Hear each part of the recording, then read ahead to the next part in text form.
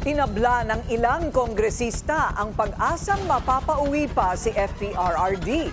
Git nila na sa ICC na ang bola. Yan ang agenda report ni Joan Manalo.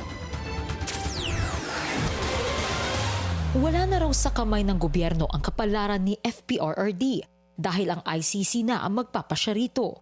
Ito ang komento ng ilang kongresista sa plano ng Duterte-aligned senators na magsampa ng resolution calling for the former president's immediate repatriation. Para kay ML Party List Representative Laila De Lima, political posturing na lang ito. Wala na ho sa kapangyarihan ng gobyerno natin na pabalikin siya.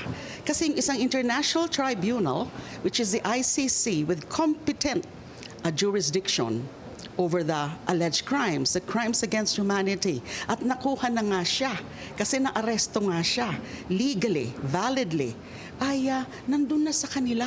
Dagdag pa niya, hindi na pakikinggan ng ICC ang anumang sasabihin ng domestic authorities tungkol kay FPRRD dahil may sarili itong batas. They can take note of those, but they cannot grant. Hindi nila pwedeng pagbigyan yung mga ganyang mga usapin na pabalikin nyo na. May proseso. It won't fly, in my opinion. Ganyan din ang posisyon ni Bicol Saro Party List Representative Terry Ridon. They are free, obviously, to do a Senate resolution, but you have to be very frank. It is not within the power of the Philippine government to send the former president back home.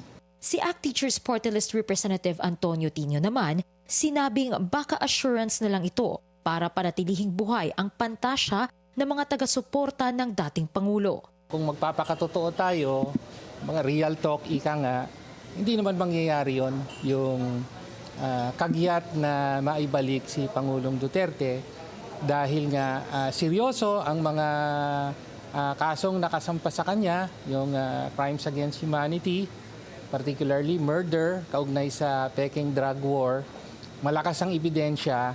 Pirmado ni na Senators Bongo at Bato de la Rosa ang resolusyon na naglalayong pauwiin agad si FPRRD sa bansa. Pero hindi pa ito naihahain ni Senator Robin Padilla. Para sa agenda, Joan Manalo, Billionario News Channel.